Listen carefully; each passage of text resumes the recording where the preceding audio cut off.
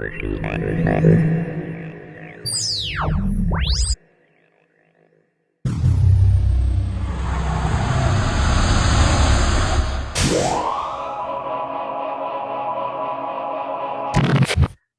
like to welcome everyone to my night photography beginner's guide. This is an introduction workshop that is going to give you some tips, hints and tips of how to take pictures of the stars and the moon.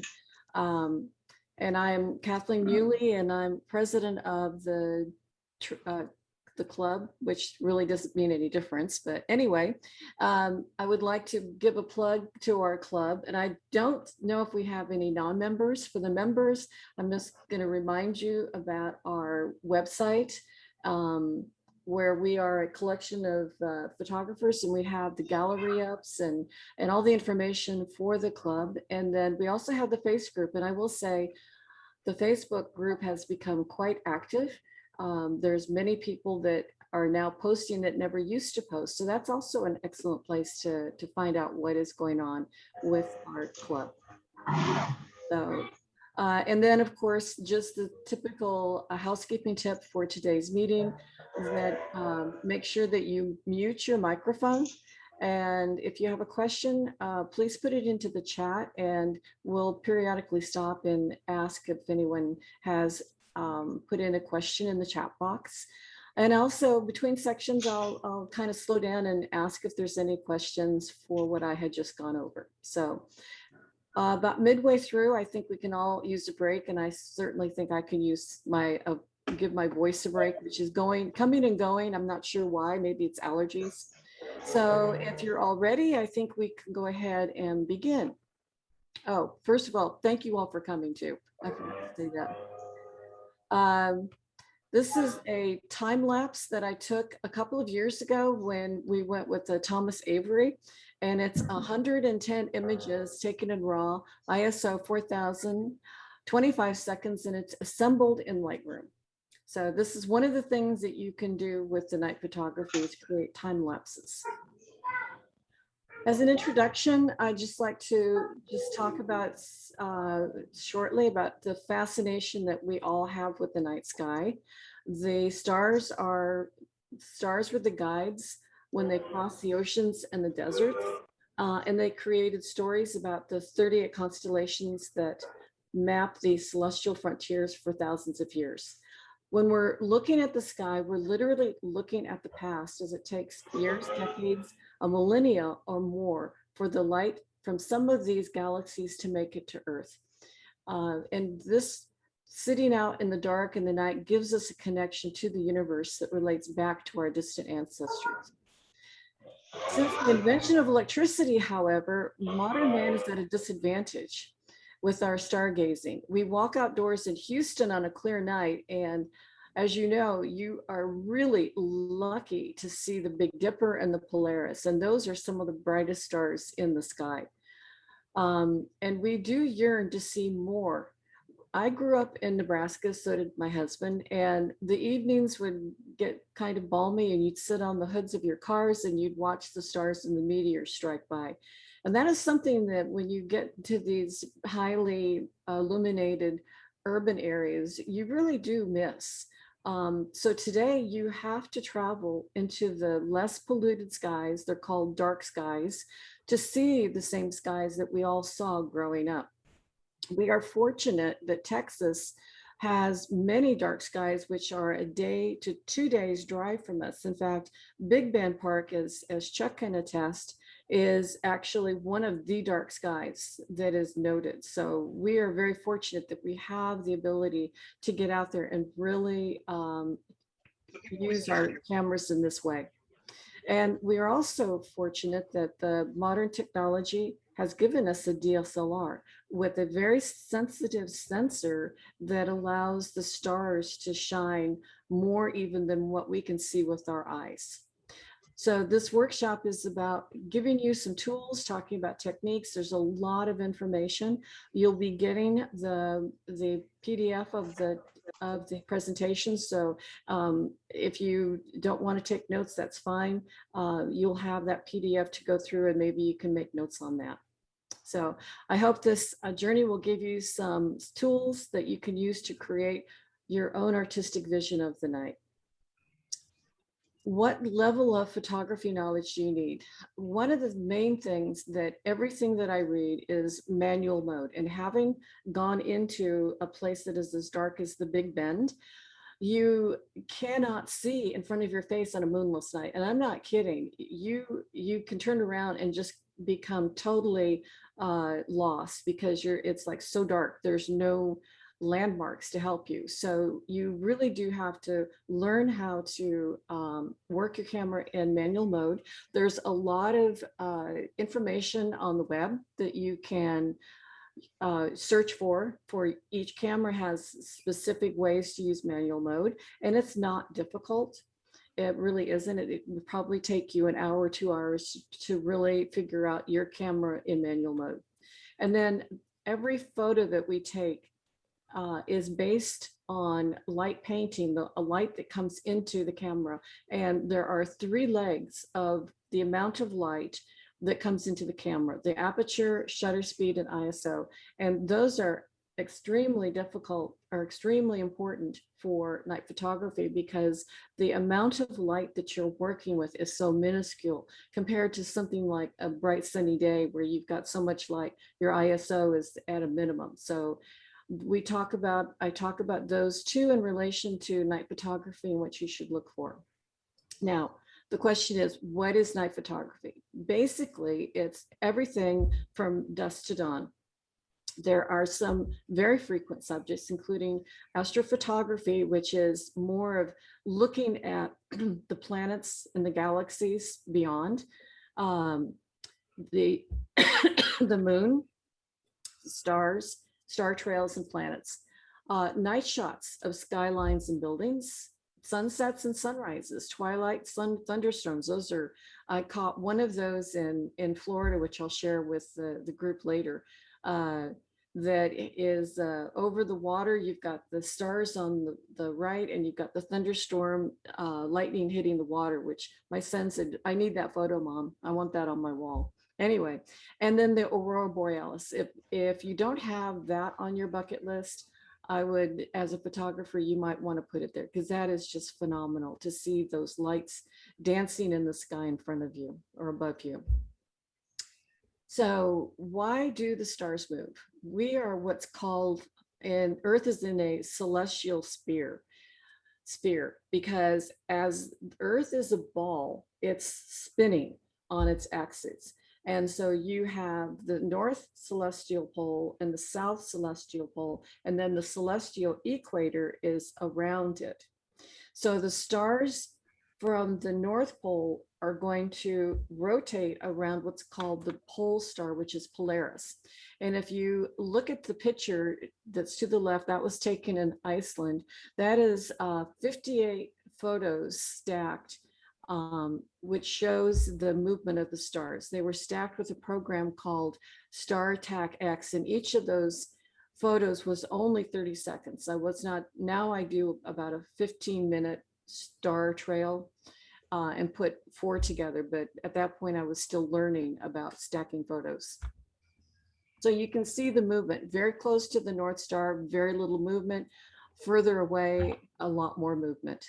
And then the South Pole is similar to the North Pole, except of course it's on the southern equator, and there is no pole star to actually mark it. And then the celestial equator. So when you're at the equator, the stars, instead of going circular, they're really kind of streaking across from you because they're so far away from the poles. And this is the movement that creates the star trails and photographs, or the movement of stars in a time lapse.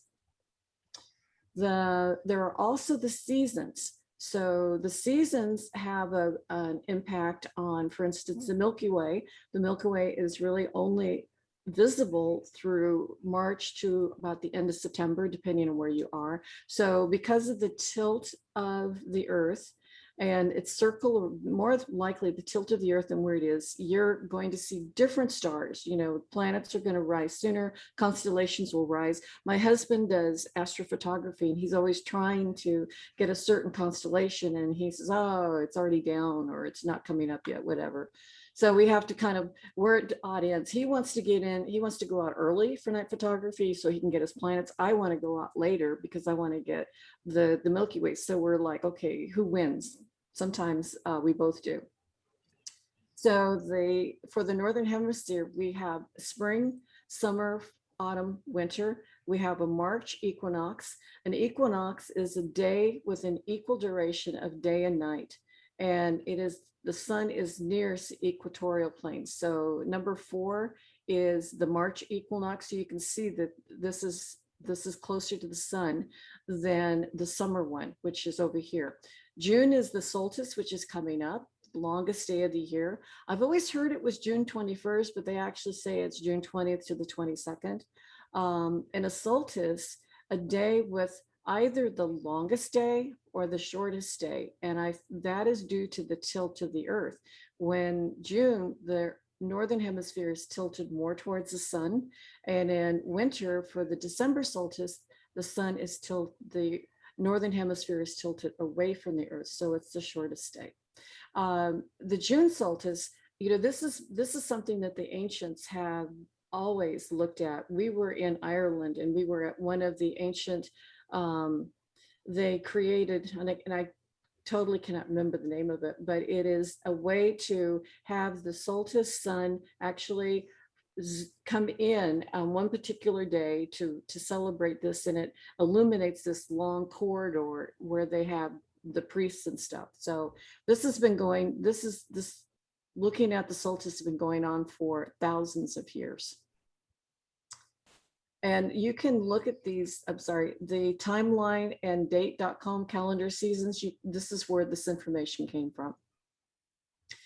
Now, what are we going to talk about? We're going to talk about cameras, and this is going to be a general. I'm not going to get into specifics because there are so many models. I use a Canon. I think John Gray uses, and Chuck uses Nikon. There's people in our club like Emily that use Sony. So, I mean, there are so many different cameras out there that it's best if you do your own research for that. But general things of what you're looking for. Lenses, again, there's a lot of lenses. I have 2 specific lenses that I like that were recommended when I was doing this the last time, and I have since purchased. And they have done very well. They're not as expensive, but lenses are very important. And then, of course, there's accessories that you also need: tripod, ball head. And then before you go out for the night shoot, you need to plan, especially if you're doing something like the Milky Way. The Milky Way, I told you, comes up only at certain times. And the other thing with the Milky Way, this right here is the galactic center. That is the thing that every photographer is looking for. And when you're looking at the apps, that's what you're planning for. You're planning for that galaxy to be above the horizon of certain elevation so that you can get a good shot of it. This happened to be Arches with the moon was rising here, and it was still low enough that it had not totally washed out the stars yet. And then camera settings, you know, I have go-to settings that I start with. Composition, how are you going to compose? Tips and review. And then hopefully we'll get to talk about post-processing. I don't think I'll get into Lightroom with that, but I'll show you the notes that I have in the workshop. And then future events to plan for. So we always need to have something to plan for, some reason to continue working on this. Camera options. So there's a couple of important factors when you're buying a DSLR camera or looking to look at when you want to buy a camera. And one of the very important ones is the ISO and noise. And the ISO is your camera has a sensitivity. The sensor is like the old film cameras that you had negatives. And you used to buy the film camera and it was an ISO 400.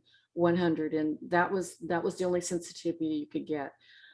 With our DSL cameras, we have the ability to go from the native ISO, which is 50 or 100, depending on your camera, to 64, even higher.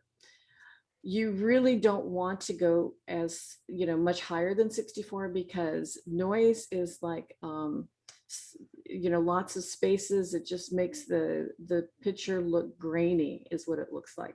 And some pictures that's good, but in night photography, that's not something that you really want a lot of. So looking for a camera that actually does very well with the low ambient light conditions, and it has a good camera, a sensor on the camera that it does well with the ISO. Those are the things that you really, that should be one of the questions that you ask, one of the things that you research. There's also dynamic range. The dynamic range is the number of stops, and a stop is for cameras, it's when you go from F1 to F2, how much more light is let in, and F2 to F2, 2.8. Each of those is letting in either one more light or less light, depending on which way you're going. So when you're taking a picture of, say, a waterfall, and you've got all these shadows and stuff, you've got a lot of dark in there, but then you have the sun shining on the waterfall, which is very light. So your camera is struggling to actually get a good balance of that. So you're going to probably lose some of the highlights, and the shadows are going to be too dark. The camera is about 15 stops. This is why a lot of times we use HDR shots. HDR takes 3 shots or 4 shots, and you combine them together so that you can bring out the highlights, and you can the dark, you can bring out the shadows. So tone down the highlights and bring up the shadows. Our eyes, on the other hand, have about 20 stops. And one of the articles I was reading talked about the eyes are kind of like an HDR, in that your brain is compensating for some of the shadows, and it's actually bringing in those things. So our eyes are extremely adaptable for seeing in these challenging conditions. So the cameras aren't quite where the eyes are. And in night photography, of course, you've got lots of shadows, and you've also got the highlights and the stars. So you've got the two ends of that dynamic range that you need to look at. So some cameras are better than others. Canon, I think, is kind of average with it. I'm not sure if it's really great. I think Nikon has a better dynamic range, and I really don't know about the Sony. And of course, shooting in RAW. If you're not shooting in RAW, if you're for a photographer, the RAW is like the negatives from the old cameras. It has so much more knowledge, not knowledge, but so much more detail, data in those shots that you can take and process. If you shoot in JPEG, the camera's making some decisions for you, and you can do some processing still, but not to the extent that you could in RAW. So that is also an important thing. And I think all good moderate DSLRs shoot in RAW today. And then there are some other features I mentioned about manual focus, so that you want to make sure that your camera has that ability. Your autofocus is not going to work on your camera as effectively at night, if at all. It really depends on if you've got a very bright moon, then you may be able to spot onto the moon, autofocus on the moon. But if you have no moon and you have the stars, now Mike has a 4/3. And he actually pulls up the stars on his live view on the back of his camera, and he is able to live view, get them in focus and stuff, and he's able to do that. My Canon, when I'm at night, there seems to be so much noise on my live view that it's not as functional as I would like it to be. There's many different types. There's about 4 different types of cameras. You have the full frame, which is similar to the 35mm that we used to have. And this has a larger sensor service with larger pixels, and it helps reduce the amount of high ISO noise. It is still pretty much the go-to for a lot of professional photographers that do the Milky Way and night photography. The newer APS-C cameras and mirrorless cameras, they also can handle the high noise. And the one thing you do have to look to them is because of the crop factor, they need to have a much wider focal view. So you're going to be looking at something like 8 millimeters or 10 millimeters, where with the full frame, you can probably start with 14 millimeters and get something similar. The mirrorless cameras have the ability for extreme high ISO. The one con that I hear a lot of is the short battery life. And then iPhone, I shared on Facebook for Jim Skeppins, the person who took photos of the blood moon, the last lunar eclipse that was in May, with their iPhone and lens attachment. So I don't think that you are going to print those out, but still you can get out with your iPhone and take some quick shots too. And then these major advantages with the camera technology have really improved night photography. And because of these technological advantages, the DSLR cameras are becoming more affordable and still very, very usable in this night photography. The less expensive mid-range APS-C crop sensors for DSLRs can do some fantastic photos. I have a friend who's, he went to Africa with his wife, and he had an old 10-year-old Rebel with a moderate lens, and he spent the month that they were there, really struggling with that camera. And he came back and he decided, okay, I'm going to buy a new camera. And his wife looks at him, so why didn't you buy that before you went to Africa? So anyway, he has stated that Canon, and I have not read this, but he said Canon has made the determination that they will no longer build any more work with DSLR cameras. All their technology, new cameras are going to be the mirrorless. So he said he's looking to see if he can get some deals. So that's something to look at if you're thinking about buying a camera, with more and more of these large camera companies going to mirrorless. Some of the DSLRs may become very affordable for you. So think about that when you're looking. And then point and shoot cameras are not recommended. I've never tried a point and shoot. It's a very small sensor, and many of them lack manual settings. So I don't think that they would be as functional. You can try it, but you never know. But I think that would be just kind of something like, well, let's give it a try. So were there any questions so far? If not, then I'll go ahead and keep going. Lenses. Actually, when you're looking at your pile of money that you have set aside for buying a camera and a lens and stuff, look at the quality of the lens that you get, the best quality lens you can. I would almost say that, but look at the lens, and if that's going to be like a third of your money, spend it on a really good lens, and maybe get a level down for the camera, because the lens is what's really going to be critical in creating these beautiful images of the night sky. Some of the traits that you're looking at, the focal length, I just mentioned that, and clear aperture size. The focal length is like the 8 millimeter up to 50 millimeter, 700. So this is the wide angles would be the smaller numbers, the 8 millimeter to 24 millimeter. You have the media 28 to 50. And each of those, each time you ratchet up the focal length, you're pulling in closer to the subject.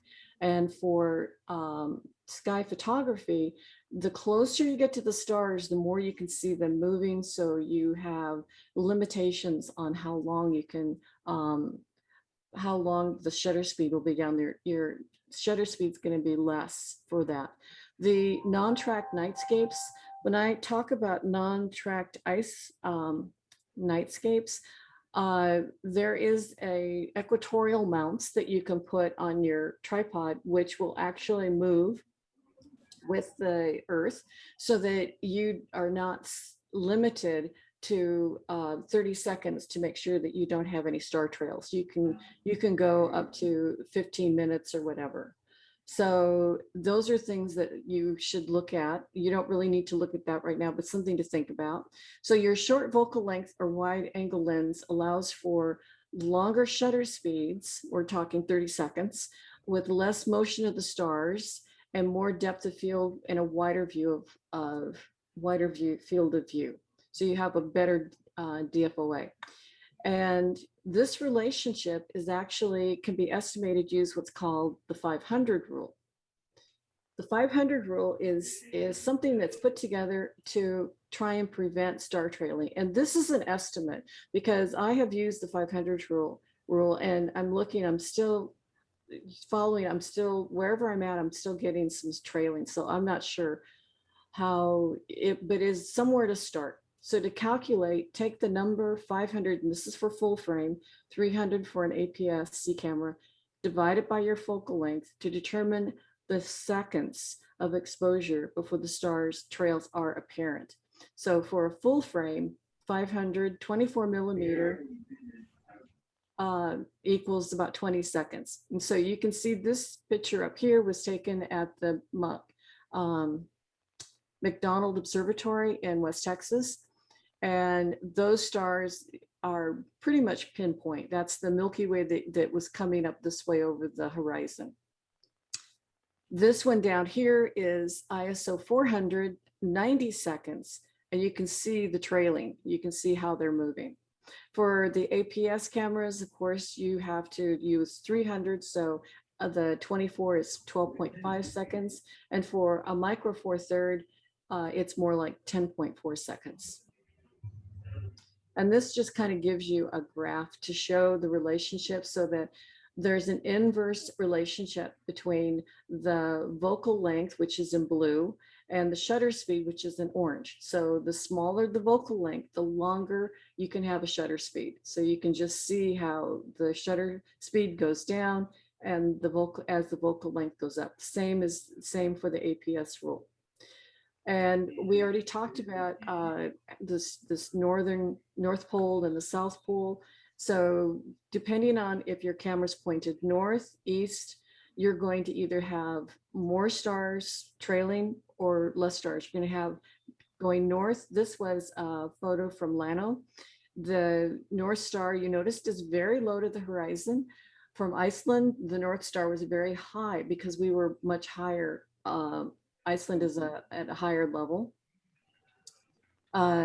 So the stars again are doing the circular thing, and that's because I'm pointing straight north.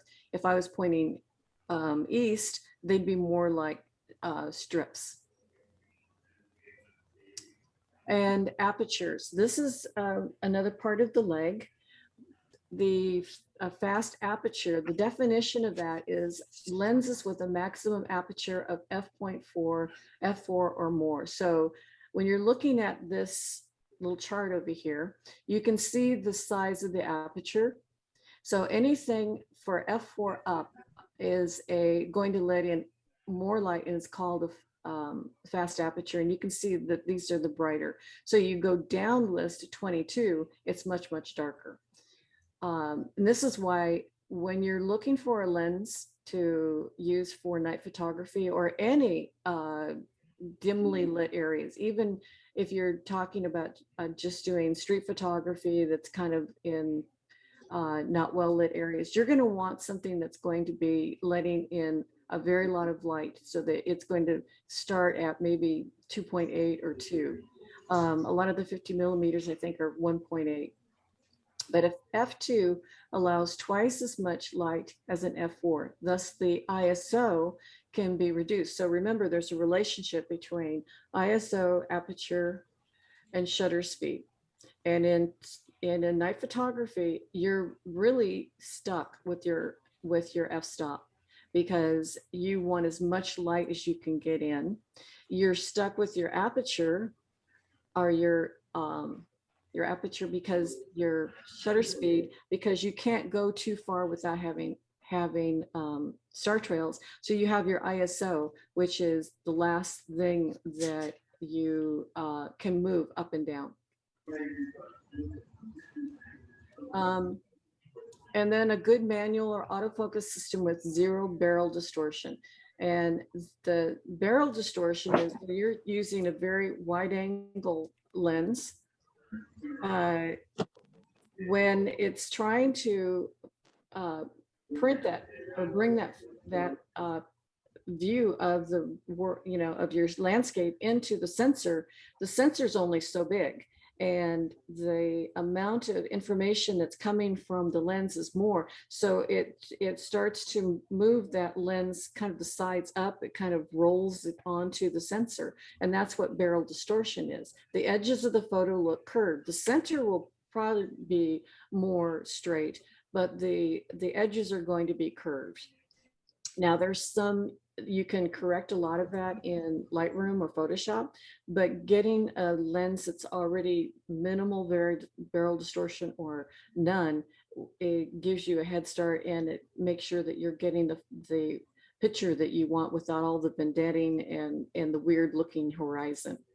So in summary, for the cleanest images with night photography, you need a lens that has the widest aperture, that has the fastest shutter speed to reduce star trails, for the fastest shutter speed to reduce star trails, and the lowest ISO for the least amount of noise, with 0 or minimal barrel distortion to give you the cleanest shots.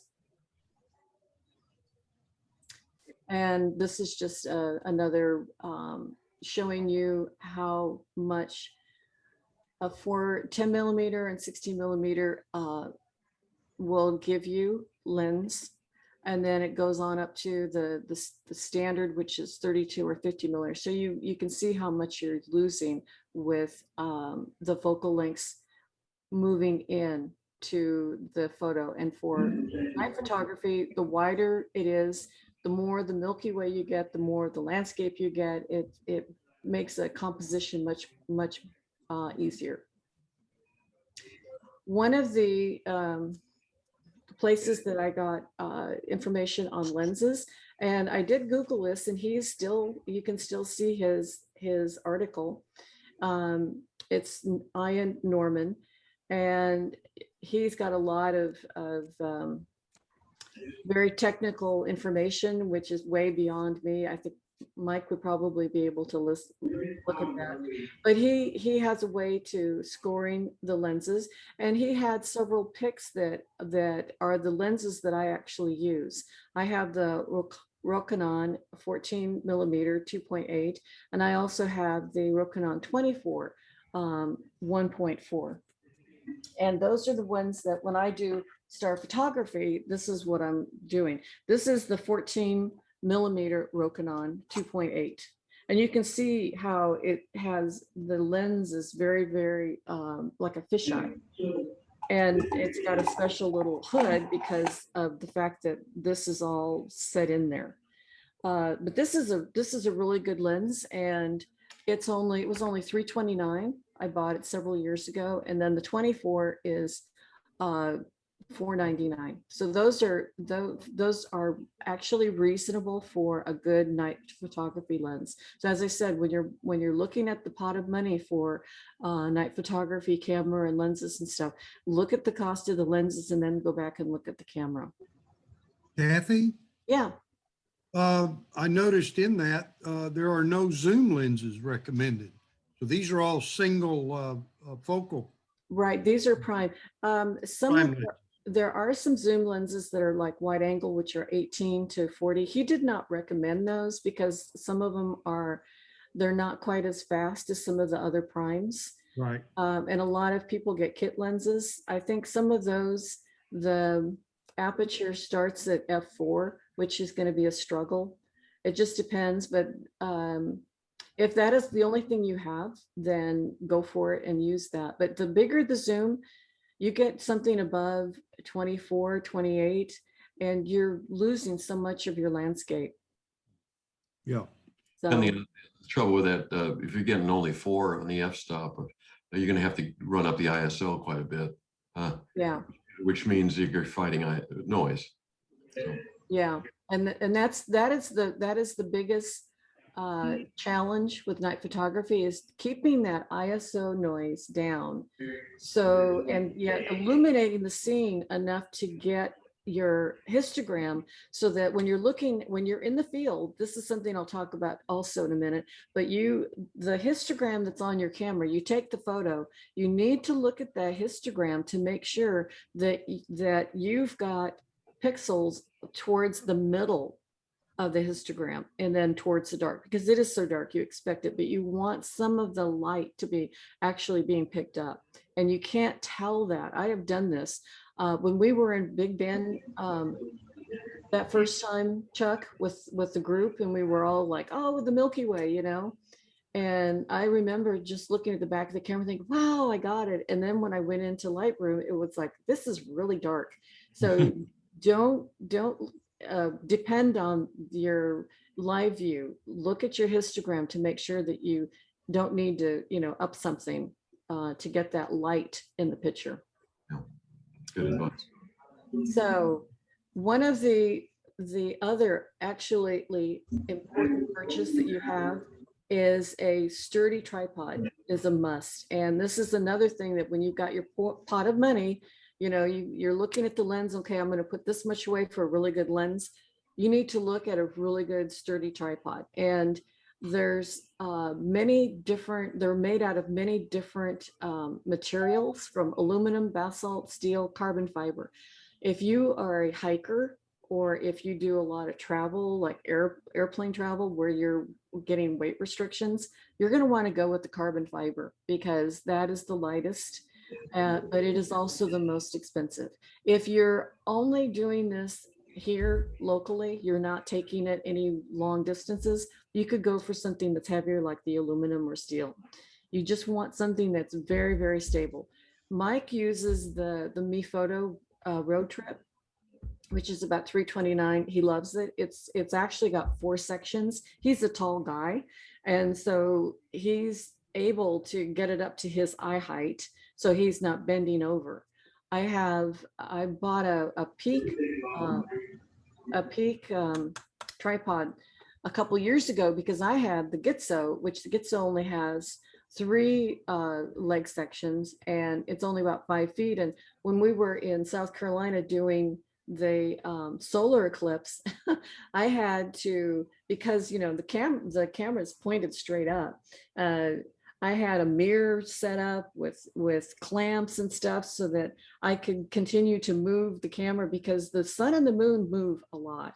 And I thought I need to get something else, because this was barely workable. So you have the legs, the head I'll talk about separately, but that is, once you get the tripod, you need a head. And each of the tripods actually has a center post that's in the middle. And they really don't recommend that you put that center post up. This one is right here, because it makes the tripod less steady. So they basically say, when you're actually unfolding your legs, start, the last thing that you would unfold would be the very lowest one, because it's the weakest. Do the top ones first, and don't ever extend up the center column. Instead, use the center column. I don't know if you can see this, but there's hooks on the bottom of the center columns. And some of the places you may be at are very windy. It needs to be stabilized. And so you can hook your backpack, or you can they have bags that you can bring, and you can put rocks in them. As long as they're not swinging, that they're actually on the ground, they're going to help hold that tripod better. Leveling base, you're in the dark at night, and a lot of cameras, my 5D Mark IV has an internal level base, but I also use a bubble level. You can also buy these leveling bases. If you're going to really uneven terrain, you might want to get into that so that you don't have to worry about the legs. You can just get it set up and you can level this. It's like one extra level and everything else fits on top of it. Excuse me. So besides the tripod, there's a quick release ball head or pan head. Now, the quick release for me, it's called an L bracket, and this is made by Really Right Stuff. And I will tell you that the number of times that I have dropped the camera, it's fallen on the L bracket, has saved the body of my camera, is amazing. I mean, this is the best insurance for my camera I ever bought. It's also one of the easiest things to do when you're putting your camera up on the tripod. If I can get my tripod turned around here, I can show you real quick. Kathy, just for a second, I'm going to tell the group, I've muted a number of people. So if you do want to speak, you have a question, press your space bar and that'll unmute you temporarily. Go ahead. I'm sorry. Oh, thank you, Chuck. All right, so the quick release, you can see on the top here, the head, there's a lever behind it. It locks it, it opens it, and the camera locks right into it and is steady. That's landscape mode. I can also go very quickly into portrait mode. So this is also one of the things that makes you be able to move very quickly. You know, you jump out of your car, oh my God, what is it? You've got the tripod. You're not fumbling around trying to get it on. It's a very easy, quick release. One of the other things that I have, which most people do not, in fact, I don't think anybody else does, I have what's called a pan tilt on the bottom underneath, because when I'm in the field and I get the camera set up looking at the sky, if I'm doing the moon that's moving really, really fast with the pan tilt, I can leave the camera and I can move the whole thing very smoothly. And I've got two, I can either lower it or raise it, and I can move it left and right. And whenever I'm doing the sun or the moon, this is absolutely a tremendous help for me. And this is called a video. It's very inexpensive. I think I got this one for $60 some from Cowboy. It'll be in the sources, but Cowboy Studios in Dallas. It doesn't weigh a lot. It's not expensive. So something to think about if you're going to be doing a lot of moon, solar, or just if you're doing panoramas of the stars. So you set up your camera for Milky Way panorama, and it just smoothly moves. You're not sitting here fiddling with this or this. So I find it helpful, whether you do or not. That's interesting, Kathy. Where did you learn that, Kathy? I've never heard that before. You're using the two ball heads. That's neat. Yeah, well, I know. I think I'm probably the only one in the world who does it. That's really cool. I like it. Yeah. So anyway, it makes it a little heavier, but it really helps when you're doing the moon. The moon moves really, really fast. So does the sun. So it helps. The other accessory that is absolutely essential is a involumeter, and this is a cable one. They're camera specific, and this one actually attaches to the front of the camera.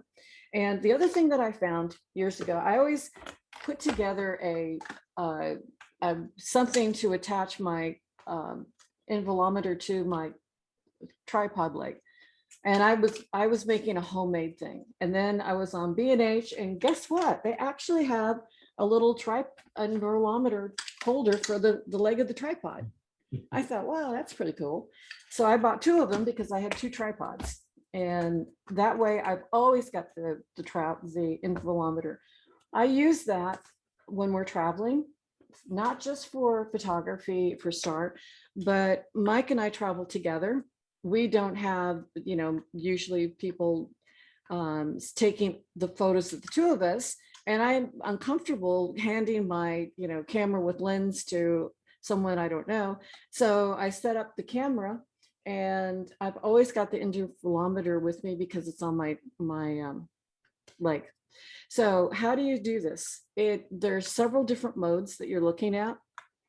You're looking at a self-timer delay, which is like the self-timer on your camera. And it gives you, with this, the camera only gives you -2 seconds or 10 seconds. And if I'm going to have to run way over there, that's not going to work. Now, this would also work at night if you're trying to get a self-portrait view and you need to set the camera up to work, but you need to get on that hill over there. You can set the timer to go off, minutes, seconds, hours from when you say you want it to go. So that can give you time to get where you want to go for your photo. Then you've got the interval, and the interval is the time between pictures.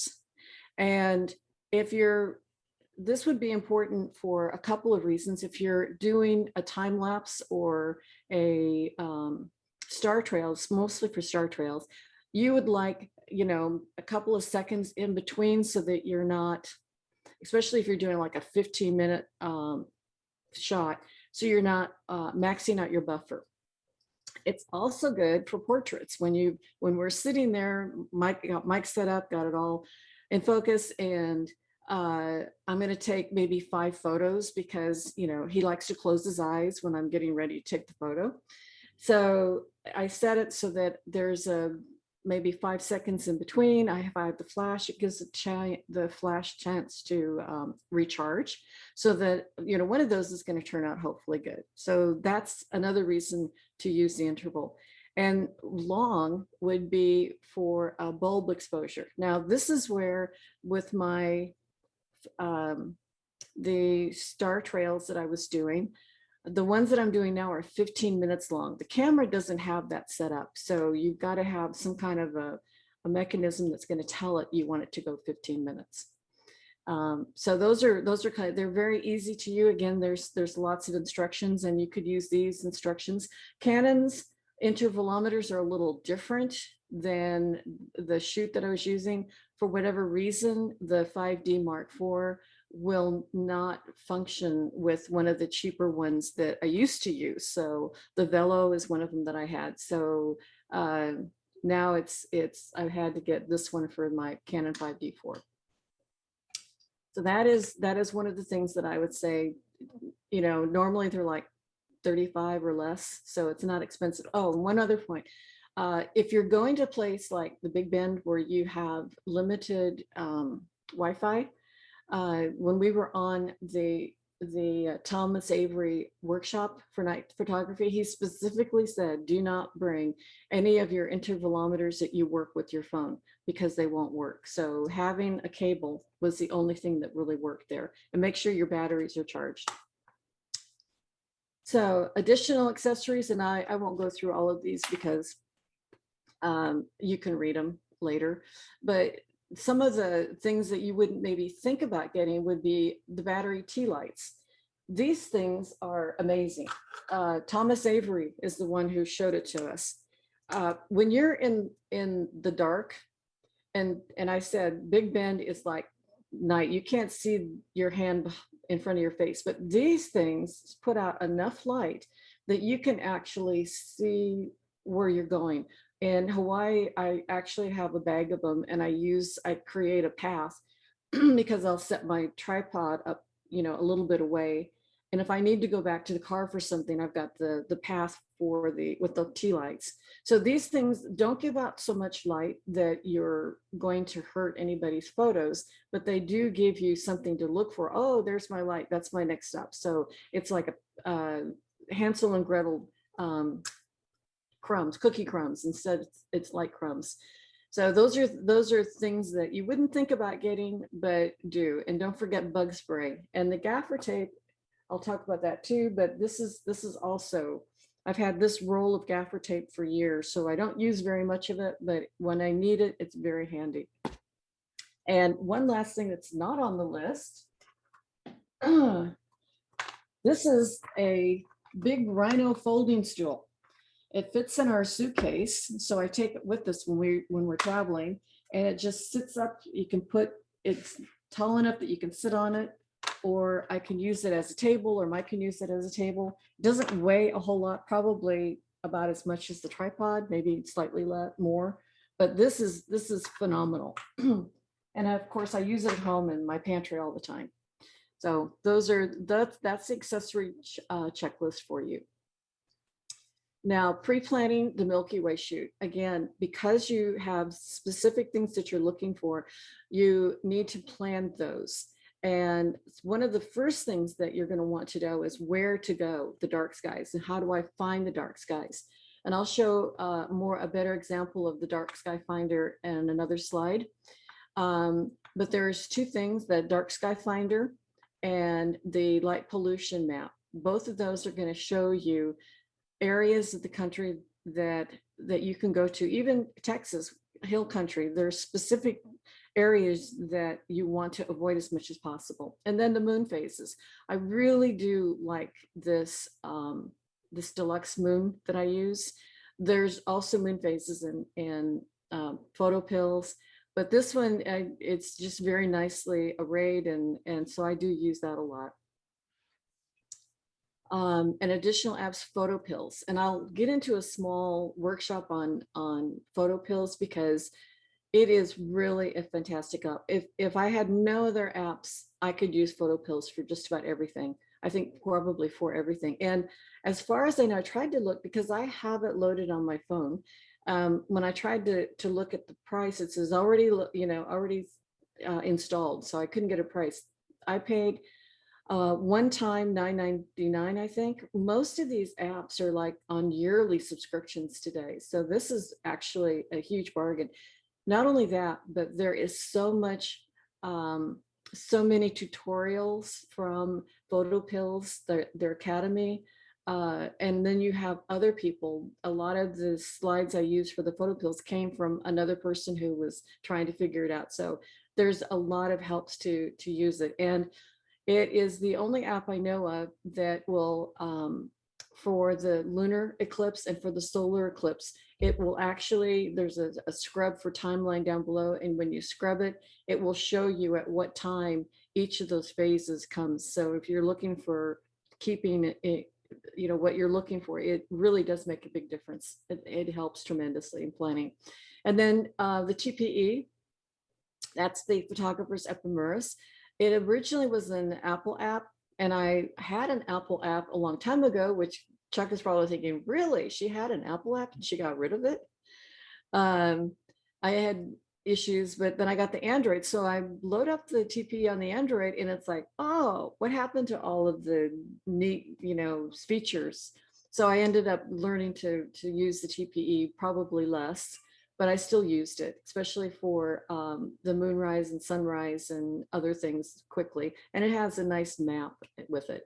But when I was looking it up for the course, you cannot buy it for the Android currently because they're doing an ISO upgrade. So I'm hoping that when they get it upgraded, maybe I'll get some of the functionality back that was part of the Apple app.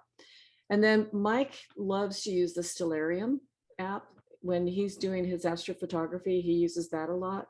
And then Google Earth, many of the photographers that I read, that's one of the things that they'll do is they'll use Google Earth to kind of search out the area and then look for inspiration from Flickr, Instagram, Facebook, books.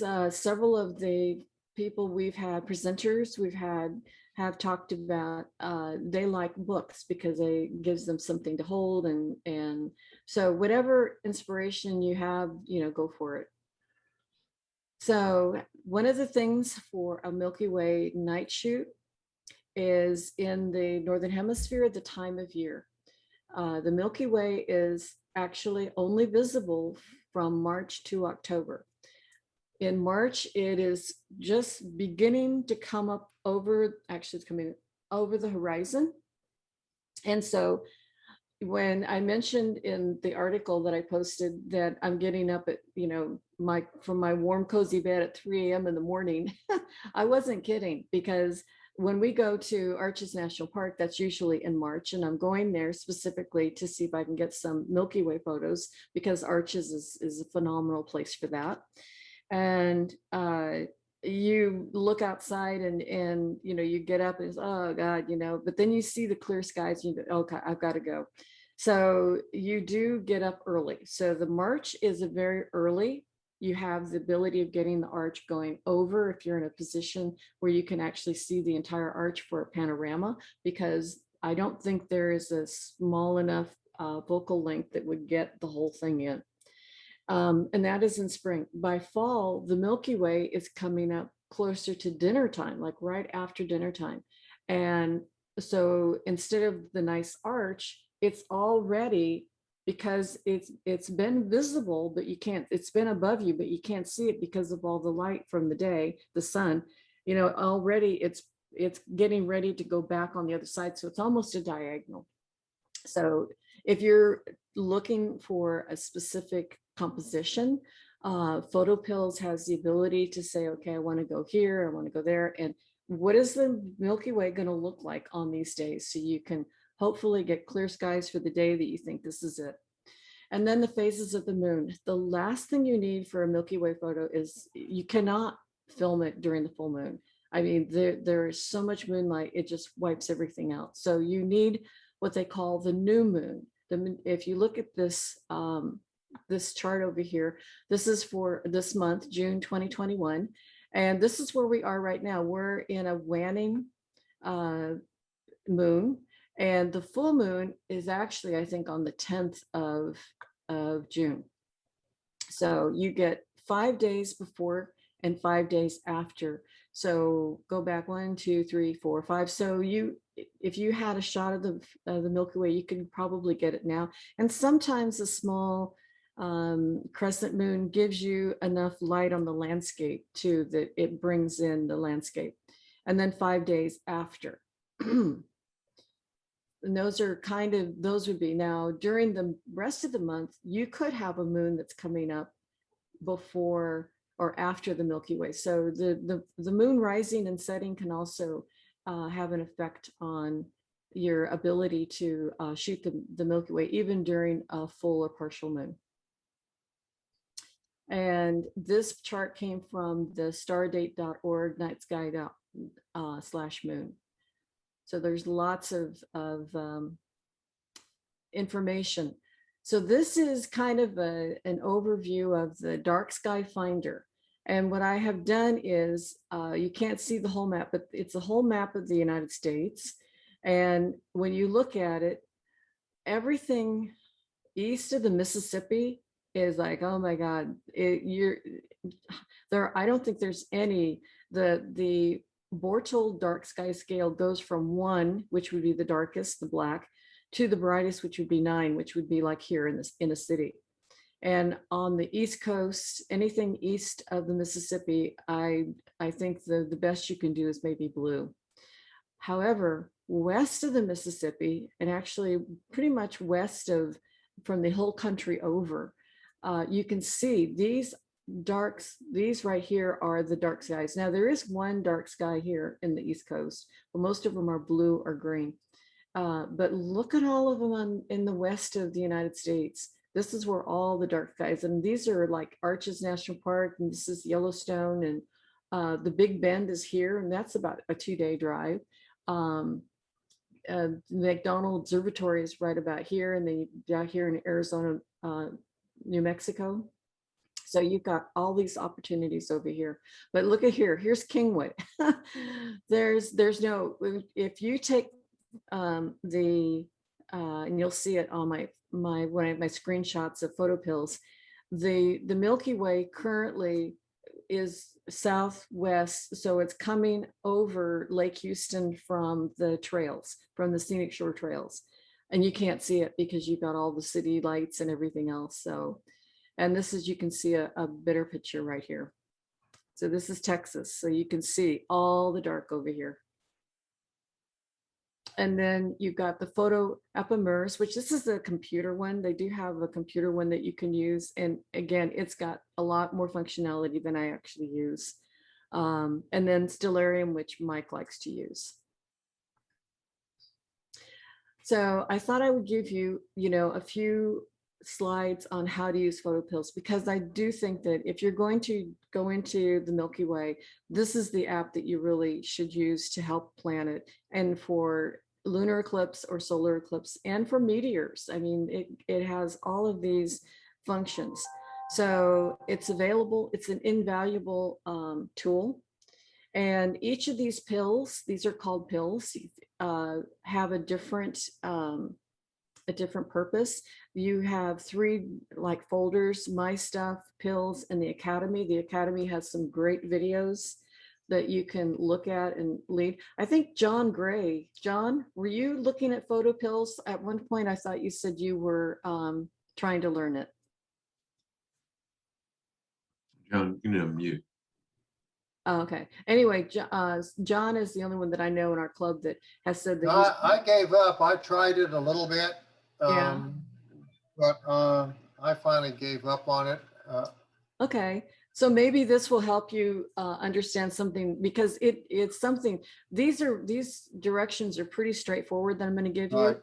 and so maybe we can get together and we can kind of hash it out, because it does take time to learn, but once you learn it, it's like, wow.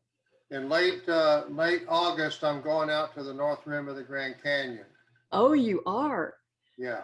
Ah, So, okay. Actually, I've got a class with our June presenter Yeah. while I'm out there.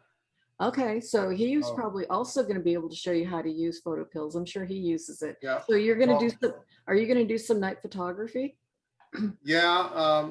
During that time frame, it's when the full moon comes up over the canyon. Uh-huh. And so we're going to have a full moon, so there won't be any Milky Way capability. Mhm. But yes. Oh, excellent. Yeah, that is going to be a really cool tour for you. So I will get on with this so that maybe you can learn something or something will click for you. Right. Thanks. The two pills that I use the most are the planner and the moon. And the first one we're going to look at is the moon. Now, as I said, when I bought it, I think it was $9.99, and it was a one-time cost. How much did you pay for it, John? I used the trial thing when I did it back then. Uh-huh. So I don't remember, because it just got too complicated for me for what I wanted to do at the time. Realize this was probably 4 or 5 years ago. Okay. And it just was too complicated for what I was trying to do. Okay. Well, I think it's still very reasonable, and I Okay. don't think it's a subscription. I think it's a one-time cost. And Google Play was rated at 4.8. Cool. So the first one we're going to look at is the moon. So you click on the moon, and this is the screen that comes up, and this is the moon for today. So this tells you that the moon is going to rise at 3:35 a.m. It's a waning crescent, which is a 17.9% illumination from the moon. And it was going to set at 4:18 p.m. and that's going to be tomorrow. It also gives you, and I didn't scroll all the way down, but it tells you that the moon rise is 3:55. The galactic center visibility ends at 4:44 a.m. And this is all based on Houston. And then you have the sunrise at 6:19. Now down at the bottom, you have different little icons that you can click. And this one right here is the calendar. When you click that, you get this, which is the same thing that I see with the digital moon that I like.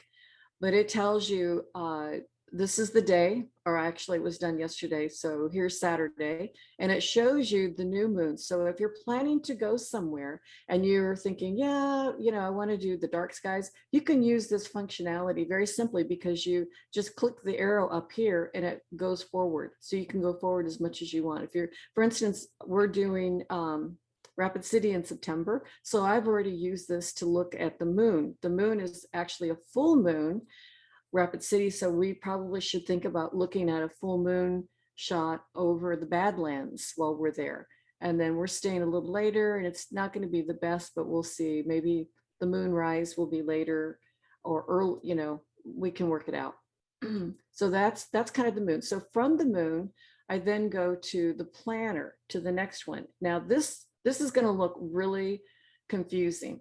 You have to think of the planner in the 4 different levels. It's divided into 4 sections. The top section is a scrolling menu with various options. And you basically just scroll, to the left, and all of these options come up. You've got the sun, moon, azimuth, the sun, moon, rising and setting, civil, nautical, astronomical times, the blue hour, golden hour, the visibility of the GH, which is the galactic center time, galactic center, which that's this one right here, the Milky Way elevation, total lunar eclipse phases, meteor shower. Now, what they don't have is the solar eclipse. We were in South Carolina for the solar eclipse, and they had it then, and they will bring it back in 2024 when there's another solar eclipse. So that is this top up here, and that top up here determines what you're kind of seeing down here. There's this button here is current location. So if you hit that, it puts the pin on where you are at that point. And for instance, this is scenic shore, so I had to drag the point from my house to over here. This right here is plus, and it comes up with a lot more options here of the different maps and some other stuff. And then this right here is a layers. And this layer allows you to turn on and turn off the sun rising, sun setting, the moon rising, moon setting, the moon around here. And I think those are the ones that it will turn off. Now this galactic center up here is what brings up this. This is the Milky Way. And when you go down to the timeline graph down below, you scrub this and this whole thing will move. So you can get an idea. This here line is when the Milky Way center is going above the horizon. And this is when it goes, I think this is the end of the Milky Way. Anyway, below the map is the timeline graph that goes through the daylight and nighttime hours. So this is daylight, this is nighttime. So this is your golden hour, civil, nautical, twilight, and the same on this side. And then below the timeline, you have additional options. And the 2 that are used the most are the AR, which is augmented reality, and night augmented reality. So on this slide, I'm going to get into a little more in depth with the timeline. So you can see that there's a clock here. When you push that clock, you can go into this pop-up. And if you want now, you can hit now and it'll actually set it to today's time.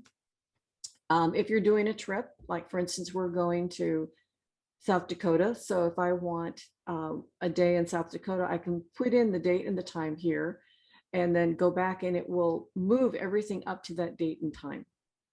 And then on the augmented reality, go back, you can scroll to on the top of the planner. This is the very top. You can scroll and you get the visibility of the galactic center. And it tells you the visibility time frame and the degree of elevation above the horizon and time of day. Then there is one more that you go to, and that actually shows you this graph of the Milky Way as it goes over the Earth. And this is what you're looking for. This is the galactic center. So you use the timeline to scroll it, and you can actually see this whole thing moving. So the white line shows where the Milky Way is crossing the horizon. The dots are the Milky Way, with the larger dots symbolizing the galactic center becomes visible in the night sky. And the black line indicates when the Milky Way goes below the horizon.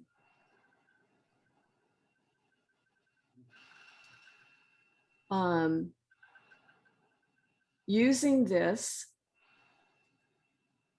clicking on this, you can move to the next full moon.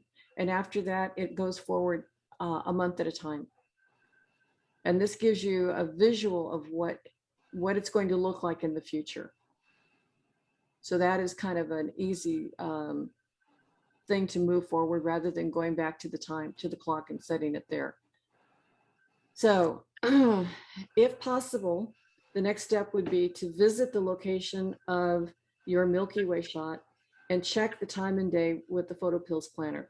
So this is when you're going to use the night augmented reality button to see the Milky Way overlaid with your view. And on this screen here that I took from the one that I was using anyway, you can see how there is the center of the galaxy. That's what that is. And you can kind of see the scene behind her. So she's scrolling through it to see where the galactic center is going to rise so that she knows where to point her camera when she goes back in the evening. So the orange circle shows where the middle of the galactic core is. And going back to the planner, pick another day, click the night AR button to see how the Milky Way looks on that day. So if you don't like it on this day, you can go back and forth. I don't think there's a way to just change the day when you're in the night augmented reality. So you do have to go back here to this one, push this button again, pick another day, and then go back to the night augmented reality. And these screenshots all came from Brenda Pertella, How to Plan a Milky Way Photo. And if you really want to try and use the PhotoPills for any of these Milky Way lunar, solar eclipse, meteor eclipse, this is something that is free. She doesn't charge, and it's like 15 minutes each. So you've got maybe an hour and a half, not even that, an hour worth of time to listen to her videos. So, John, did I help you or confuse you? Well, you can see why I threw my hands up in the air before. Yeah, yeah. It's pretty complex. And I tried using it on my iPhone. Yeah. And I think now I have a travel iPad, and I think I'll put it on it. And I just looked it up. It's still $9.99. Ah, excellent. Well, look at her videos, because she does an excellent, and she's narrating as she's doing the thing, so you can actually see what she's doing, and then maybe use this as basically, okay, I forgot how to do this, because even for me, if I'm not using it very much, it's like, oh, like the layers button. I'd forgotten about the layers because I'm looking like, where is my sun and moon paths? Yeah. So doing this course actually made me go back and review this, which now maybe I won't forget it next time. So yeah, it is very handy for you. You can, and especially you like to take moonshots, and you have a great location to take them. And so getting there, this will tell you where the moon's going to come up and what time it's going to come up. So it's pretty accurate. Well, I use the photographer's ephemeris to do that. Their map and drop pin system is pretty simple to use. Mm-hmm. And for moonshots, it at least tells you when and where and what direction and all that type of stuff. Okay. All right. So got it. One quick comment. A lot of battery operated stuff, and I put some info in the chat about these. They call them any loop batteries, which is not a brand name. I don't know where the name comes from, but if you go to Amazon, you can see them. Panasonic sells them, and I've used them for years with with my flash unit on my Nikon, or so they have a AA or AAA. Mm-hmm. All that stuff uses power, and these have proven to me to last for years, and they're very long-lived, and and they're quite inexpensive. So I got some poop on the chat about that. What are they called, Bill? Well, it's called ENELOOP, any loop. Oh, okay. It's a generic name. And if you go to Amazon, they have an infinite number of possibilities of Are how they, many you can buy. They're not expensive. You can get 4 of them for $19, yeah, you know, and you can get I think even for $18 you can get 4 with a charger, and you can also spend more and get something that will charge them in 4 hours or something. But hmm, they're tremendous batteries. In fact, I think I have some that are like 8 years old, and they just gave out after 8 years of use. uh-huh. Anyway, they're Oh, excellent. Okay. Yeah, he's Um, put it in the chat, so you can. yeah, that info is in the chat. all right. So But we can, thank you. yeah, Great, no, great thank you for the program so far. information. Yeah. So on location, there are apps. So you don't want to go out if it's going to get rainy. So you need a good weather app. There's one called Clear Outside, which is really good, and it gives you cloud cover. The NOAA weather app, which I use a lot, especially when I'm sitting here and I hear the thunderstorms going. And then Photocast is actually a photographer's one. And it is good that it will tell you, it gives it a Photocast score, and it will tell you, you know, the clear skies for tonight for astrophotography. So you can tell it what kind of photography you do. And if it's astrophotography, it will give you, it'll say, oh, great night for astrophotography because skies are clear. Or if you're doing portrait, and it tells you when the photocast will give you a score, like during the day even, coming like the golden hour, when it's a good time to get out there and photograph. And then getting into the field, I don't normally go much off the beaten path. But if you're one of these hikers like Jim Skeppins, who's up in the mountains somewhere, compass is necessary, especially at night. You need something that's going to be get you back to where you need to go, back to the road. And then your maps, because a lot of these places don't have Wi-Fi. Offline your Google Maps. Now, for daylight scouting, you'll reference the Google map that you've done, and you need to walk the area. You're looking, basically you're looking for composition too, but you also need to look at the hazards and the landmarks, because these at night, you're not going to see any of these. So you need to mark things. You know, one of the things you can use is take a screenshot of your compass settings and stuff, but look for hazards and create landmarks.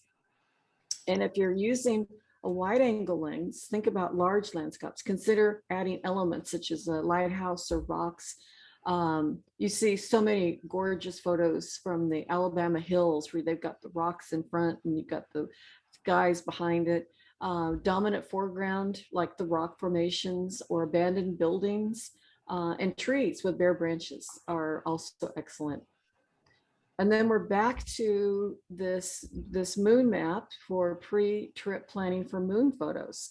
So the factors to consider for these will, if you're depending on if you're doing dark of noon or if you want the full moon. And John, one of the things that when I took the night photography course with Kathy Adams Clark, she was saying that the day before a full moon is actually the best time to take a picture of the moon, because the sun has barely set, so you're in twilight, so you have the landscape is still illuminated, so you still have the moon like you have behind your head right there, but you have more foreground. So have him, you know, talk to the guy and see what he thinks.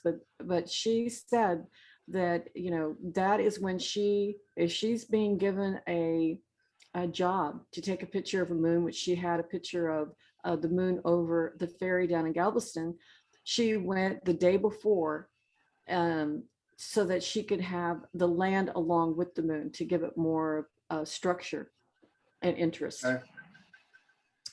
And for zoomed moonshots, photograph during nautical twilight, or you can actually, if you want to go straight up, you can, there's really not a specific time. Nautical twilight just gives a more of a blue, either moonrise or moon set. I've done nautical twilight close to, there's a park across from the King's Harbor. that has a good west view to it, and there's trees and stuff. So I've got some photos from a full moon several years ago there, and fill the frame. So you're using a zoom lens, 200 millimeters or longer. I'm actually using them for the photos that I took for the eclipse. I used a 600 millimeter lens. And then these are the recommended settings. The moon is actually quite bright. So you can do f16 and 1/500th of a second. So I got to hear something on my mouth. Half moon is f11, 1/500th of a second. Crescent moon, f8, 1/20th of a second. And these, of course, are just recommended. Once you look at your histogram, you can adjust it, drop the f16 down or whatever, the shutter speed down. I And assume, realize, I assume your ISO is something sitting at 100 or something like that, right? yeah, actually they didn't have the ISO, but yeah, the ISO would be sitting closer to maybe 200 or less. Yeah, 200. And that's going to give you the least amount of grain too. So exactly. And realize that the sun rises every day, maybe a minute more or less, but the moon, it's an hour difference. So when you're looking at a sunset for a moon, so that is why the day after the full moon is actually better, because the sun is going to set probably an hour before the moon comes up. So everything's going to be dark. So that's something to think about too. And then one of the things that we really should think about is a lunar eclipse that's coming in May of 2022. 1 year from now, we're going to have the ability to see the entire lunar eclipse. And Texas is right. We're going to see the whole thing. You can see this chart down here. And this chart came from the www timeline and date time eclipse 2022. So it shows the path of the eclipse, and it also gives you all of the times when it starts and when it ends, when it becomes a full blood moon. So this is essential, especially if you're looking only for a specific time. Now with the photo pills, you can see up here at the top, this is the option for the lunar eclipse. And you can see up the top, you've got where it's got the little dots. You use the scroll here and it moves the moon into these, so you can see exactly when they're going to happen. So this was what I used for the lunar eclipse. When I sat down at the scenic shore, I'm looking at this to see how the moon is going, and also where it's going to set. I had it on a different setting, which actually showed where the moon's going to set. I used the night augment reality to do it. And just looking at the things. And you want to use the photo pills also, because as you're scrolling to see how the moon is moving, you can make sure that it's not going to be obstructed with something. So if you're doing the entire eclipse somewhere, you can go to your location and you can scroll through the entire eclipse and you can see how it moves up and then comes down, and to see if you're going to have it obstructed at all, so that you have time to move.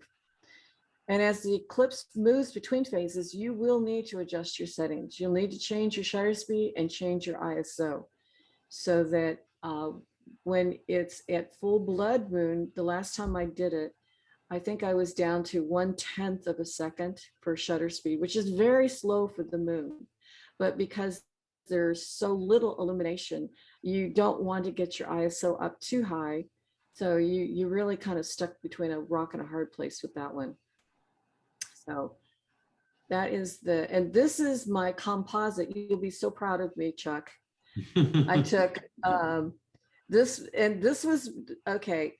I went down to the scenic shore. I had 2 cameras set up, and I had one camera that I was thinking I would get a time lapse of the moon going. And I kept moving. It didn't really work out, but I took some kind of landscape photos of it. And actually, I wasn't really thinking, it was up at a higher ISO than what I would have normally done, but I thought, well, what the heck. Well, then I'm reading about putting together this composite. It was a YouTube that I watched after the lunar eclipse, not too bright on my part.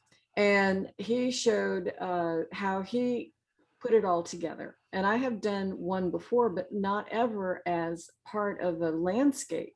So I followed his directions and did this all in Photoshop, did the original tweaking of the moon in Lightroom, exported them with the landscape into Photoshop and created this, which I thought was really cool. Yeah, it is cool. And this moon right here is actually sitting on where the moon was in the sky. And the actual moon, without the bigger moon, was like maybe a third or less the size. And of course you couldn't see it. It was just like, you know, yellow or white. And this right here is actually the light from that moon that I've hidden with my moon. So I thought that was really, that was a new thing to do. So again, when I had the photo pills, I looked where the moon was going to go to make sure that I was going to, for the time lapse that I thought I was going to do, that I was going to get the moon in all of it. So I used it for this instead. Okay, camera settings. This is something that each camera is slightly different. So getting to know your camera is really essential. One of the hardest things to do is how to focus to achieve sharp focus. And you have a couple of ways of doing that, which I'll go over. The 500 rule, which we've already talked about, calculate to reduce star trails. RAW and JPEG, which we've already mentioned that RAW is best for these photos. So you have more metadata to look with. The ISO, white balance, daylight or Kelvin, there's pluses and minuses for both. Histogram, reading them, because this is what's really going to tell you if you've got enough light in your picture before you take it, you know, before the night ends and you go back to Lightroom and you go, well, dang. And then when do you use long exposure noise reduction? What is it and when to turn it on and off? So you took time to plan. This is kind of a, you know, heads up. When you took time to plan for this trip, you sat down and you got to your location and you got your site all set up and you know where you're going to go, and you get clear skies. You're like, wow, you know, this is like I've won the jackpot here, and you're ready to go. But before you go out, you know, you need to double check your focus, because if your stars are not in focus, you get back and you put them down and all of a sudden everything is just thrown out. You know, you're just so disappointed. It's just, you know, you can't even express it, because it's like, oh my God, you know, I spent 4 hours out there freezing my butt off and, you know, I didn't do this. So double check your focus, because I've been there and done it. So this is a warning. Focusing. This is what I do. When I am going to go out at night, I'm going to take my camera and I'm going to go outside. And you notice, I don't know if you can see this, but I have the gaffer tape on here, right? Can you see it? Anyway, I'm going to take a focus way, way, way out. And I'm going to use the tape. I'm going to lock the barrel down to that focus at a distance, so that it's not going to get knocked aside. It's going to stay focused. I'm going to then take a couple of pictures. I'm going to bring the camera inside, download those pictures and double check to make sure that when I blow it up in my computer, that it is still sharp. If it's not sharp, I'm going to redo it and try it again. I'm going to do it until I get what I can see on my screen as being a sharp photo. And that lens barrel is locked down. I really only use these two lenses, the Rokinon, for Milky Way or star photography. I don't use them for anything else. So that gaffer tape stays on all the time. The gaffer tape is for photography. It does not have a residue, so I can leave it on there, take it off, and there's no sticky stuff, which if you use some tapes, if you used duct tape or something, you're going to end up having sticky tape. So gaffer tape, I think I paid for this little tiny roll, maybe $5. many years ago. So it's not expensive, and this little roll is just the right size for me. Bill, I Kathy, told, just side, I do use the end loop that you mentioned. I have been using them for a long time.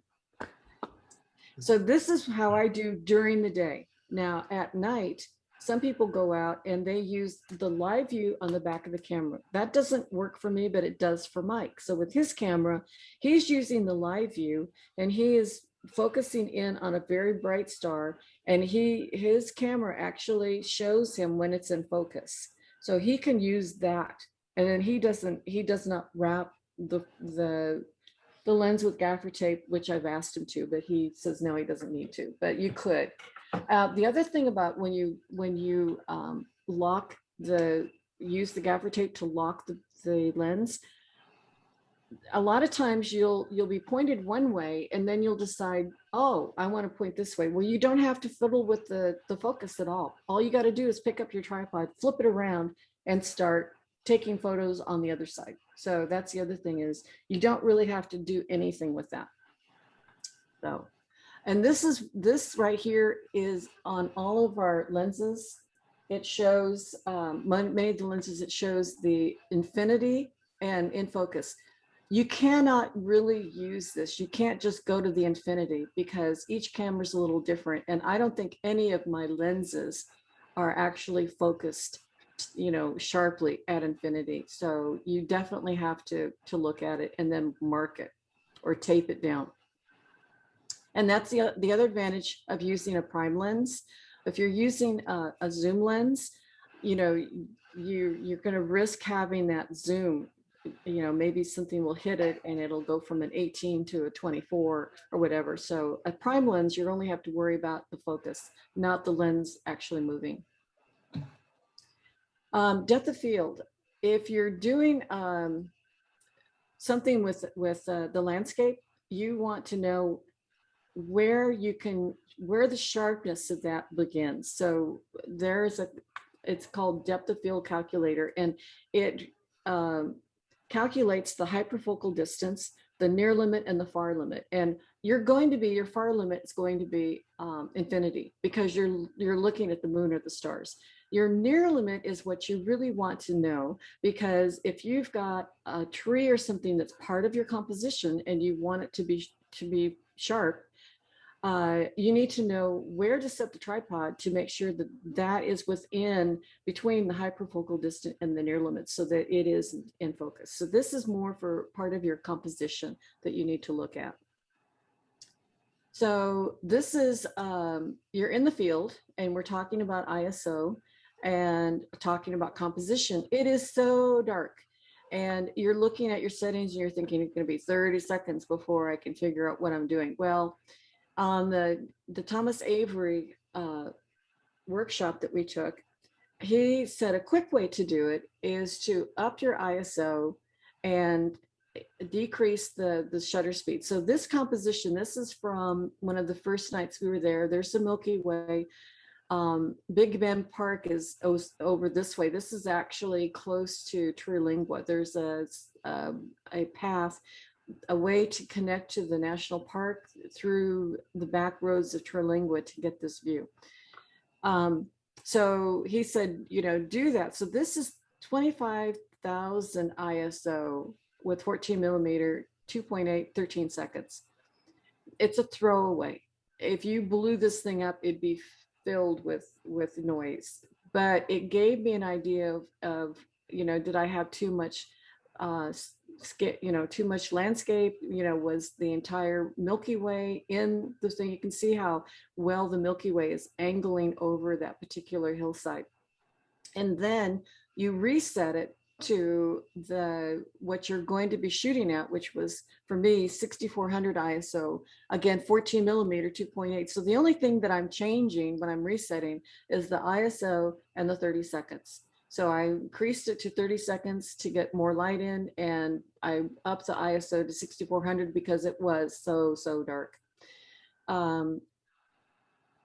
There are some beginning rules using the 500 rule. Of course, that's something that you should reference. The beginning settings based on how dark the sky is If there's no ambient light, begin at 3200 and then go up from there.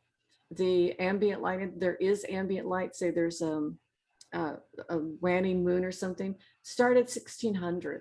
Or if you've got light skates somewhere, start at 1600 and then work from there. And then check your photo histogram. I cannot emphasize that enough. The histogram is what's going to tell you, do you have enough light on that in hitting the sensor? And if not, then up the ISO as much as you can as your camera. Just get up there just so you get the light and deal with the noise later on. You want the photo. And these are exposure starting settings for 14 millimeter that I have used. 30 seconds, 2.8 and 6400.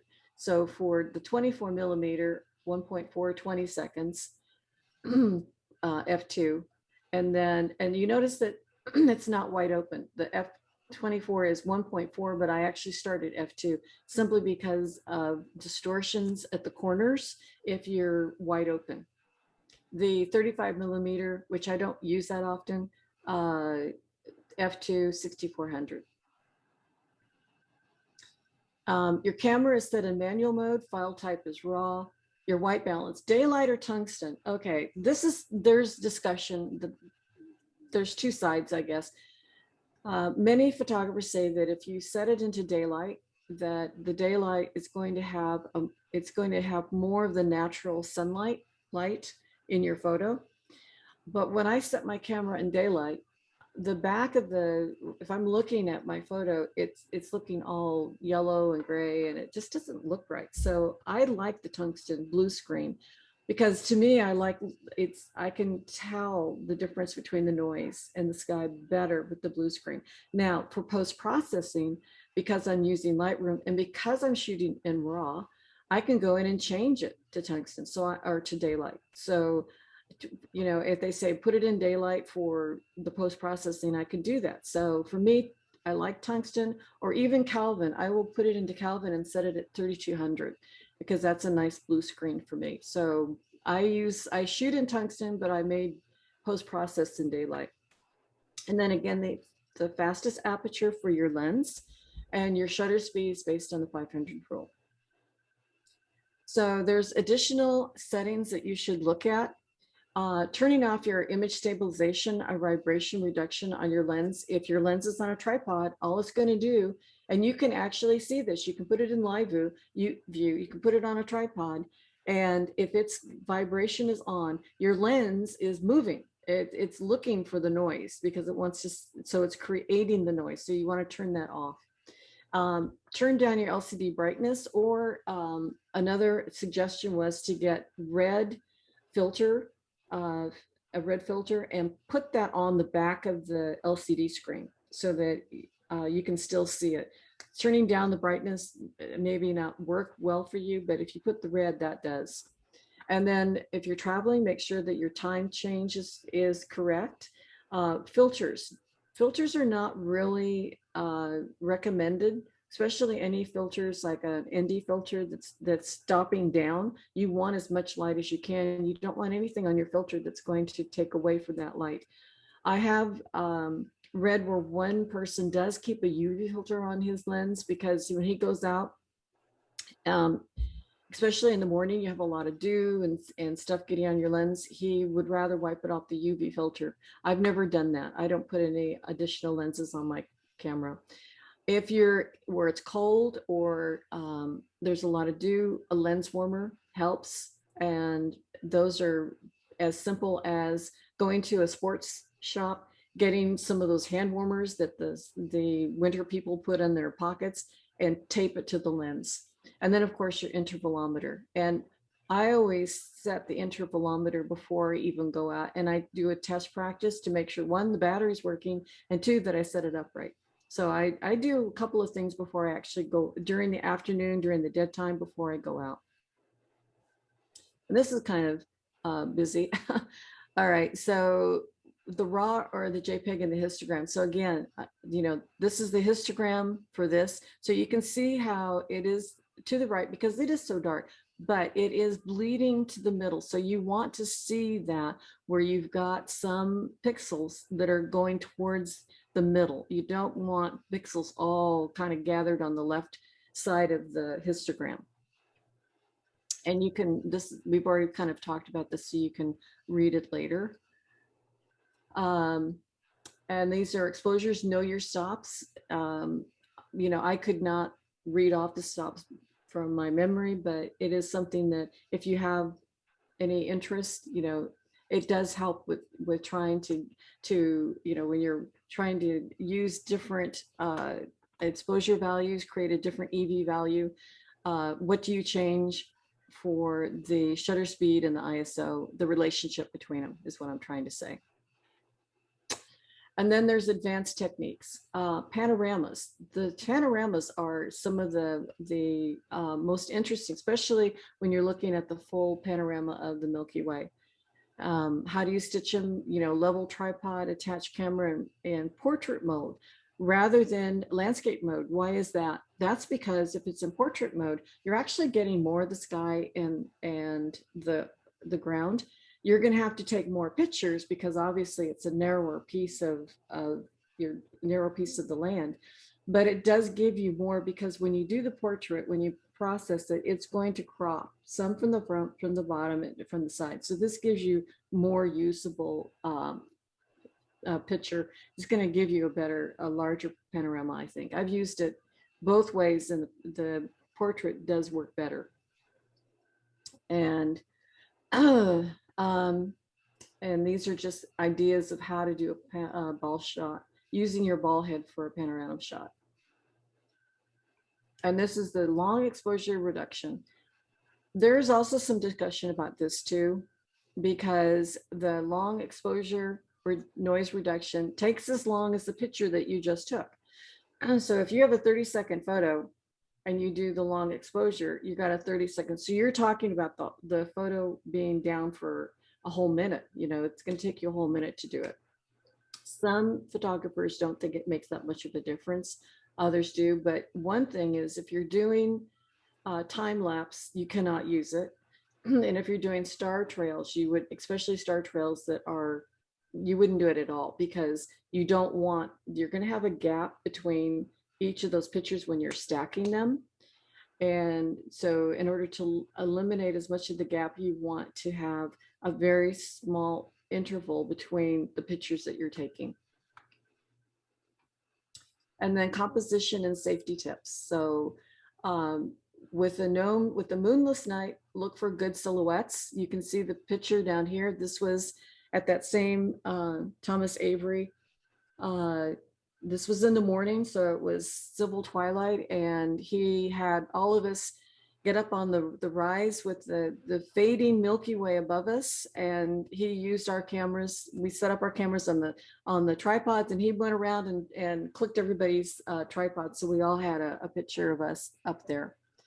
One sad note, he passed away a couple years ago. Actually, I think the trip we were on was the last one that he did, because it was shortly after that he found out he had cancer, and he didn't last. So he was a really great guide for Twilight. He loved the big band. He had boys that he loved, so it was really sad. So I'm really pleased that I was able to go on his trip. And he actually did a couple of presentations for our club too. So we did have a relationship with him. So working with a darkness is a challenge. So you want to take a shot and recompose and take it using the higher ISO.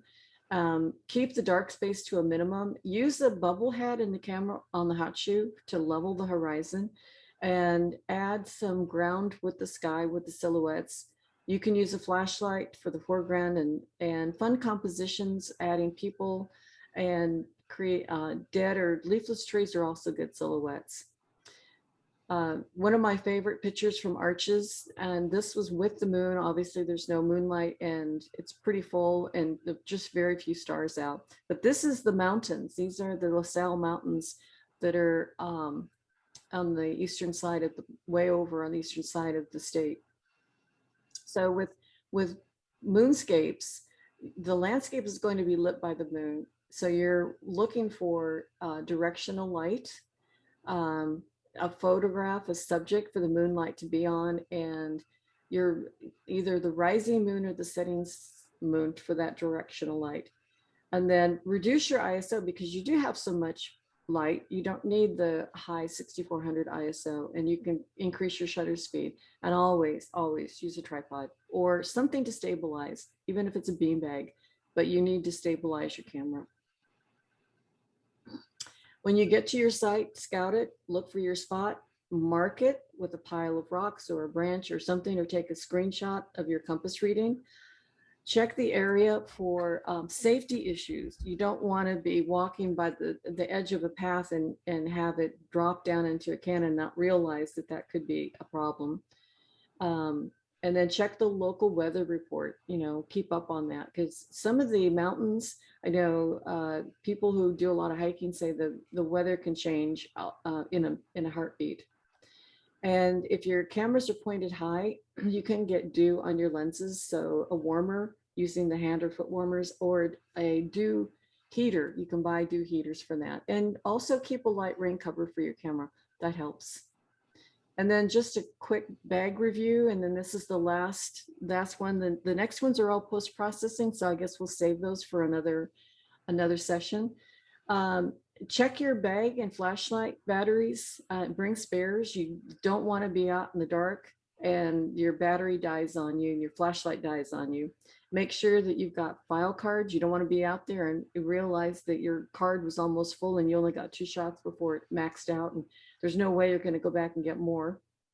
And to maintain your night vision, it takes about 20 minutes for your eyes to adjust from having the lash of have it turn off your flashlight to when you can actually see everything in the dark. So it takes time. So watch your night vision by turning down the LCD brightness or getting a red filter to put on the back of your camera, and put gaffer's tape over the blinking lights. You're out there with maybe other photographers, and you look at your picture and you don't mind having the tripod, but here's this red blinking light that's in your photo, which you then have to go in and get rid of.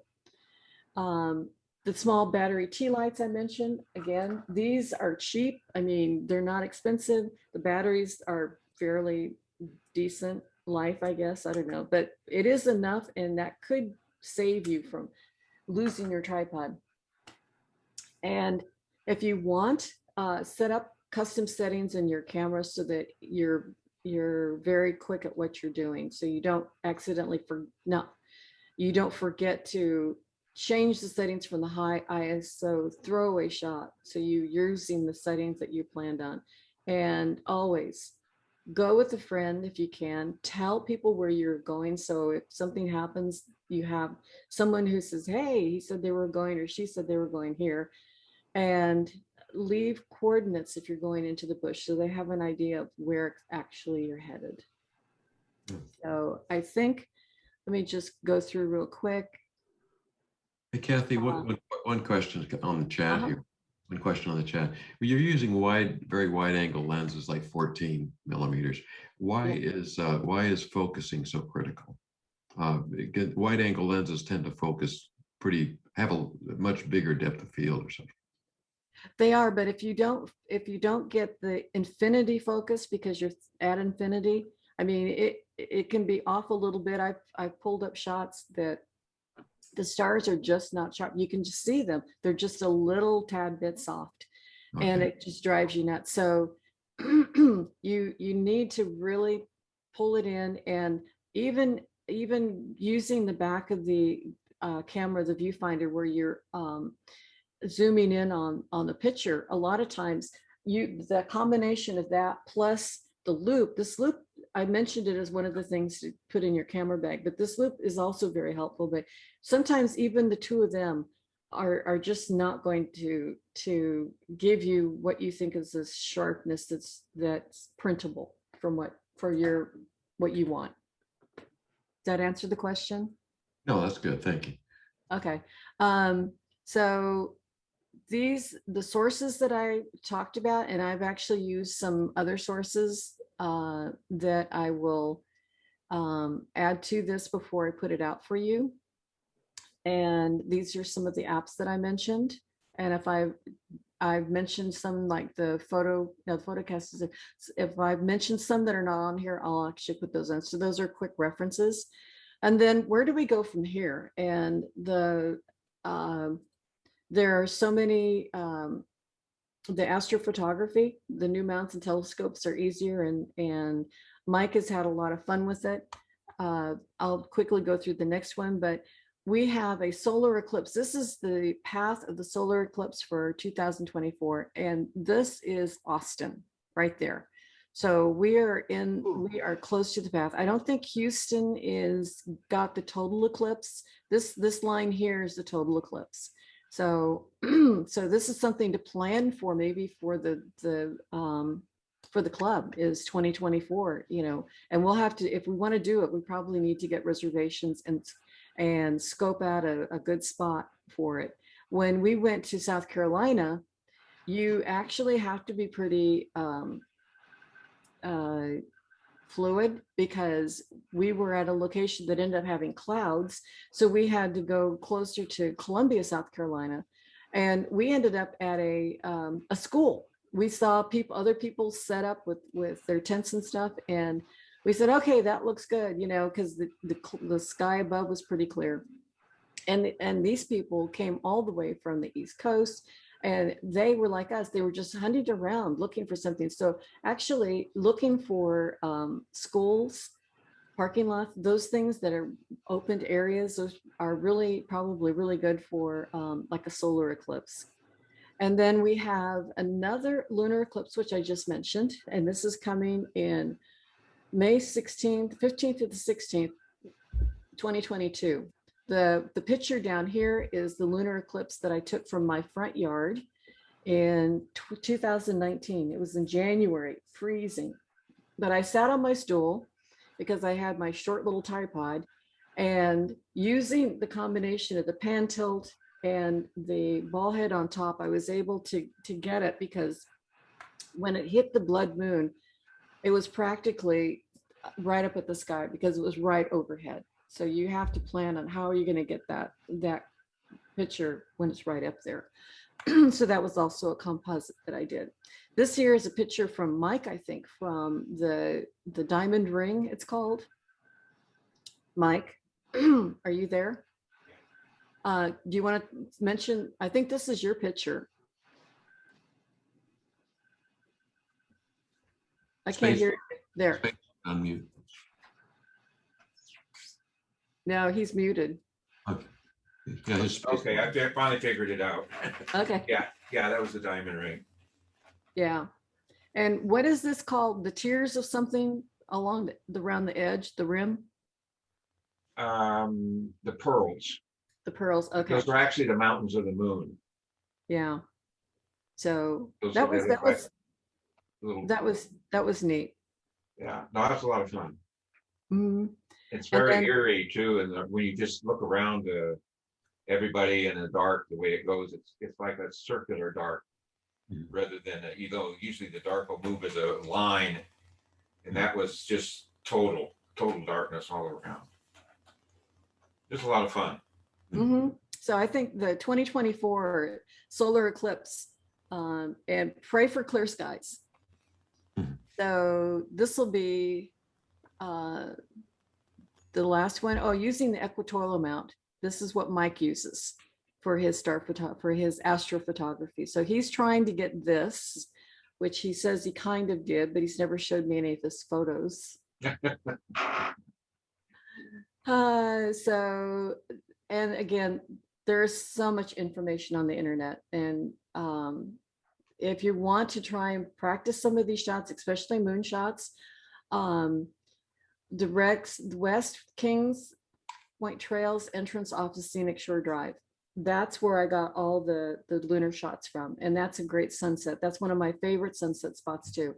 But you have a great the setting sun or the setting moon over there, and then for East Kings Harbor, I think you see the sun coming up there. And then there's I don't know the name of the park, but it's across from Kings Harbor. And then the club has maps. We still have the map, don't we, Chuck? Yes, we On do. our- Yeah, So we and people have put things on there that they consider to be scenic. So I think that would be a great Yeah. location. I'll come out in just a minute. Yeah. Okay. And then if you want to go further afield, check the dark sky map. And I want to thank everyone who stayed with me for this whole thing. I went over slightly.